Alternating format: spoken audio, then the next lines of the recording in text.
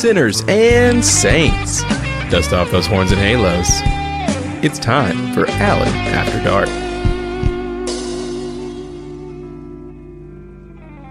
Sinners and saints, how we doing today, or tonight, or tomorrow, or whenever the fuck it is? You feeling well? You feeling sexy? You feeling horny? I hope you are if you want to. I am a little bit horny, but that's not a surprise to anybody, is it? Probably not. I'm actually finishing up a load of laundry as well, and I was thinking about what I want to wear to happy hour, and it just so happens that Calvin Klein underwear was on sale, so I had to snatch up a few pairs, and I decided to go back to my original sort of fetish for underwear. And if you're a long-term listener, you probably remember me talking about how I always had a thing for Tighty Whities. It's what the other boys and I would wear when we were getting dressed in the locker room at school. I don't recall hardly anybody not wearing Tighty Whities back in the day, but I decided to get me some Calvin Klein boxer briefs in white. I guess the main reason why I wanted them is because I think they're sexy, and I really do want to feel sexy tonight. I've been very hypercritical about people trying to imitate others to look sexy, and that's okay, and I'm not trying to do that. I just want to feel sexy. I want to wear things that make me feel sexy, and I think when I feel sexy, I look more confident, and I think a confident appearance and feeling sexy within yourself, it can be a very visually stimulating experience for others. It might make me a little bit more attractive to others in certain ways. And not that that's what I want, but I just am in that mood to be sexy. I want to feel sexy. I want to bring sexy back. Them other boys don't know how to act. Jesus. God damn, if I looked like Justin Timberlake, I wouldn't have to worry about anything as far as how I look. Except for that, you all saw that clip, right? When his harness malfunctioned when he was in concert at his show, and it was pulling up into his crotch, and it made his penis kind of stick out, and it wasn't very impressive as far as the size goes. And it went wild all over the tabloids and things, didn't it? But who gives a fuck? It's Justin Timberlake. I'd be on that thing like a duck on a June bug. Jesus.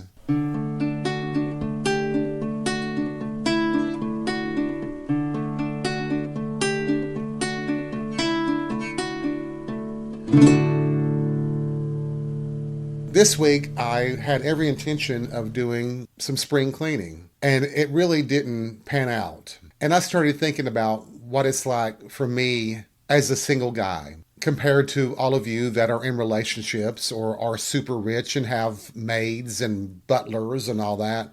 But when you're a single person, you run your own household in every way, shape, and form. I do the house cleaning. I do the laundry. I wash the dishes. I get the groceries. I do everything that needs to be done to keep this place going. And with me being sick the last couple of weeks with my allergies, nothing stops for you. You have to just keep going. You can't just lay down and just die. Well, actually you could. Dying would be an alternative to not doing all these chores, but right now I prefer doing the chores. I am in no mood to be dead. For me, all of these responsibilities, the things that I take care of myself, that I do now without even thinking about it most times, I think that makes me an even stronger person. It makes me more confident that I don't need anybody's help on anything, which really isn't true. Sometimes you do need help, but I have the capabilities and the drive, and actually I don't have any choice. And I wonder how many people that are not single could say the same thing. I know, and I've talked about it before, and I don't want to rehash it, but I've mentioned a friend of mine who can't be single. He has to be in a relationship. He has to have a boyfriend. I don't know that that's got anything to do with his responsibilities as an individual more than it is just the fear of being alone. But I know that, and I've mentioned it before, I'm sure, like we see in heterosexual men, older men, if their wives die, you'll notice that usually they're married within 3 to 6 months after their wife has died. And that's more about having a mother, a housekeeper, somebody to wash their dirty underwear, more than it is to have a partner or a lover. They really are seeking out a mother, somebody to take care of them. That's all well and good if everybody is aware of that and are on board with it. I just don't know that that makes you happy. And I know a person right now who I'll say we're friends. We've known each other for well over 20 years at least. And he seems to be in this downward spiral where he got sick. He seems to have some physical problems where his mobility is limited. He has trouble walking, but he just basically left his jobs. He had two. And I think he was thinking that everybody that he knew would chip in to take care of him. Here in the United States, almost everybody in medical need sets up a GoFundMe page, hoping that people will help cover the cost. And I think that's what he was looking for as well. So I was talking to a mutual friend of ours, we'll call him Brent, and I was asking him I was just telling him that I was feeling sort of guilty because I hadn't given him any money or offered him any help because I was angry with him in the way he's treated me in the past. And I also can't help everybody in the world.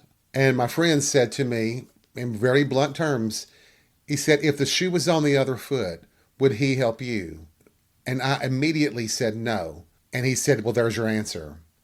So I didn't help him. I haven't offered him any financial assistance because I think he's just stepped over the line with me, and I am not obligated in any way, shape, or form actually to help anybody. No one is. I mean, it doesn't hurt to ask, and there are certain people that I would absolutely help if they are in need. Absolutely. But you do start thinking about it when the shoe's on the other foot. Would they come to your rescue or to your aid if you needed it? And I'll just tell you this, there have been times that I could have used help, but I also have the male ego, and I would have been too embarrassed to ask for help. And that's my problem. That's my hang up. I did, though, manage to get myself out of it. It took many years, and I worked my ass off working two jobs, but I did it. I got myself out of my financial troubles and got on a good path for security, and I'm pleased with myself on that too.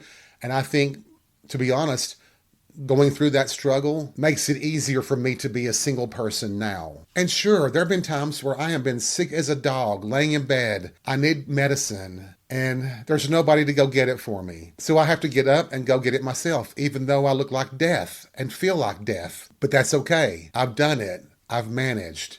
I can think through these problems and get a resolution. So I think that if I were to be in a relationship in the future, that person really is going to have quite a bit of a challenge because they would have to be as self-sufficient and independent in their thinking as I am, even if we were trying to form a bond, a relationship.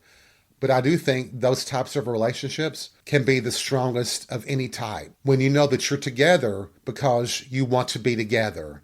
You're not together because you need this other person to cover your grocery bill or your electricity or help pay the rent. You're with them because you want to be. There's no other underlying motivation other than love, affection, and sex, you know? Hopefully when I run into some of you this weekend, you'll bring this up and I'd be interested in your opinions. And I do know couples that are a perfect team. You can just tell they can even finish each other's sentences. They just work together so well. They are a unit of one. It truly is a team. And I respect that. I really do. And yes, many days I can be jealous. And I wonder if me thinking this way is an indication that maybe, just maybe, I'm ready to start dating again. I really don't think so. I really don't. Because, as I said toward the beginning of this episode, I have every intention of wearing my white boxer briefs tonight because I want to feel sexy. And the reason I want to feel sexy, other than the usual reasons, is that I'm hoping to get a little. I wouldn't mind a close encounter of the dick kind tonight. I really would absolutely enjoy it. So if you're listening to this and you know where I'll be after a while and you are interested, let me know. You know what to do. Damn, it didn't take long for this episode to go tits up, did it? Jesus. Oh, you know who I'm fantasizing about? Speaking of white boxer briefs, Kit Connor from Heartstopper. He's in an upcoming movie called Warfare. Oh, that ginger muscled young man is just delicious. Oh my God. I would really enjoy a tiptoe through his tulips, I promise you. That just came right out of the blue, didn't it? That just was so far out of left field, I don't even know where that came from. That truly was stream of consciousness. Just for a second, let's go back to this underwear discussion. I really want to reiterate that I'm talking about my own personal feelings about my sex appeal. I'm not saying that I want to wear white boxer briefs tonight because somebody else will think I'm sexy. I will feel sexy in them, and I just really want to wear them tonight. Actually, most of the time I wear black boxer briefs or navy boxer briefs. Always Calvin Klein, but you know. So once again, it's like one of those things that nobody else will see, but I know it's there. I wonder what you all think about that version of sex appeal, where you're doing things to make yourself feel sexy. I mean, it could be actually the kind of socks you wear, the kind of pants or jeans you wear, the kind of shirts you wear. If you wear a muscle shirt to show off tattoos, if you like to wear V-necks, or maybe you wear a certain type of long sleeve shirt all the time. But are you doing it because you feel sexy in it, or you think that people look at you as sexy when you're wearing those things? Not that that should matter. I mean, we've had this discussion ad nauseum, right? People looking attractive to others, that we always want to be attractive to others. And that's just, I think, the human condition. But you have a lot more freedom when you accept, maybe if, like me, you're not the hottest person in the world. You're not even the next to average looking person in the world. You rank at the bottom 10% of attractiveness. When you deal with that and you accepted that, there is no holding you back, I promise. Except for when people say no. But everybody gets rejected at least one time. And oh my God, I want to have a heart attack here. A friend of mine, he brought up Henry Cavill. And you know, that's my dream fantasy, delicious man that I would let do anything to me he wants. And he just went, he's not all that. I just about fell off my bar stool. Oh my God. But then again, we're all individuals and we all have our own tastes. And we all have our secret tastes too, don't we? We have our little things that we don't share with everybody. And that was one of the fun things about the clubs back in the 90s. They'd be crowded, but you'd find that secret type that you don't let anybody know because they'll judge you harshly for the ones you're attracted to. And you were able to sneak off with them and a quick BJ and get your rocks off and walk back into the club, and nobody was the wiser. Unless you were doing it in the bathroom, and sometimes you would get caught. But I think I told you, if you were blowing somebody in the men's room stall and you thought somebody was outside there waiting to get in to use the bathroom, you just come out of the stall like you were doing coke. You would just rub your nose and do a little sniff. So apparently it was more acceptable for them to think that you were snorting coke than it was that you were sucking dick. Takes all kinds, doesn't it? Yeah, but when they named the third stall in the men's room at that one club after me, I thought it was an honor. I was flattered that I was the one who had probably had the most sex in that stall of anybody from the whole time that that place existed. Doesn't take much to make me proud, does it? Oh, Lord. Don't hate me because I'm sexually active. Well, hell, I was. I'm not now. Jesus. This is probably the third longest drought, sexual-wise, in my life. I used to consider a sex drought 10 days. Now we're talking about 10 to 14 months. So, I mean, not including masturbation, but we can do that every day. Do you do it every day? I know you young'uns do. I mean, if you're 20 to 25 and 30, yeah, you're doing it probably every 20 minutes and still horny. That's the gift of youth. But wait till you get to your 40s and you start drifting on up in age, and sometimes it doesn't work. But we've had that talk before too, so I don't even need to get back into that again, do I? Shit.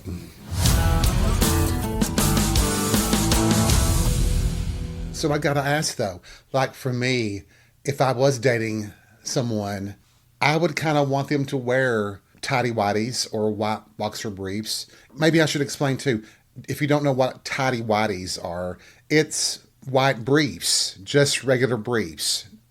So, but would you, or do you maybe, your husband, your boyfriend, do you kind of ask them to wear certain types of underwear or certain things because they turn you on? I think that's kind of hot. I also think wearing each other's clothes is kind of hot. I used to wear, one of my exes, we would wear each other's underwear, and that was hot. At least I think it is. I mean, I could be a member of one in that club, but I enjoyed, there was an extra turn on knowing that we're sharing such an intimate article of clothing between us. Not that it really matters though, right? Underwear is underwear. Of course, if it was Henry Cavill's underwear, I'd probably eat it. I'd want his used underwear. Oh, God. Could you imagine the sweaty underwear from him? Oh, Jesus Christ. Oh, I think I'm about ready to set off the smoke detectors again here in my house. Jesus. 911, what's your emergency? But for real, what are the odds of me seeing a dick, touching a dick, sucking a dick, or etc.?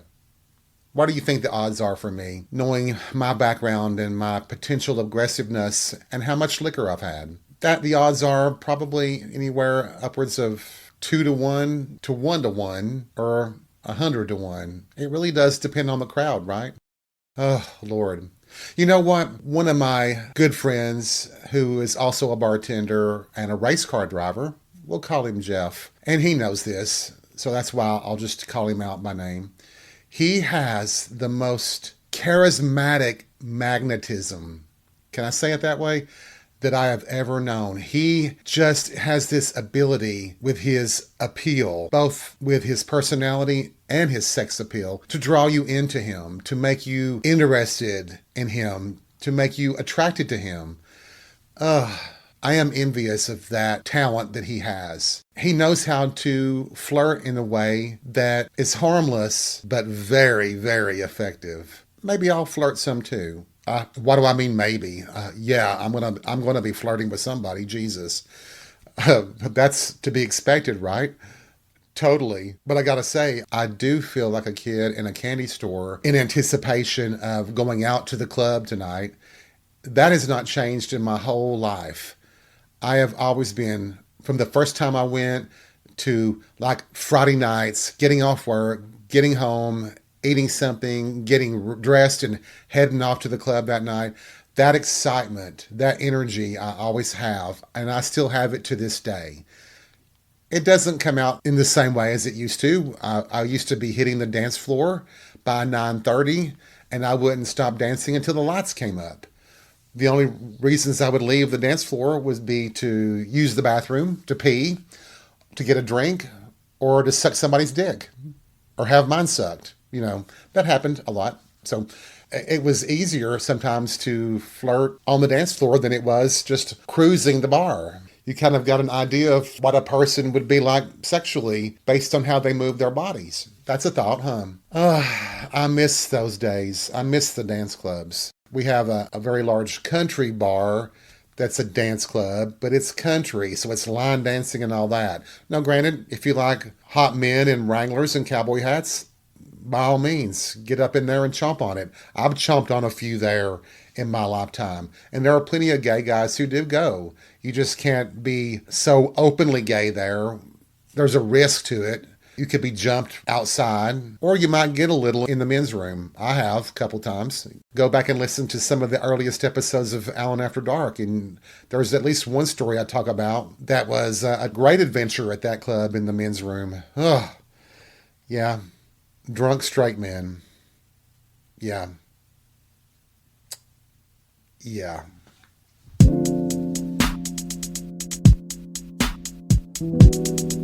Thank you for joining me for this edition of Alan After Dark. I've had a whole lot of wacky fun talking to you. I hope you're going to have a great week, a great weekend. I hope you get to have sex or whatever you're looking forward to. Remember, as always, take life by the balls and be real. We'll see you soon.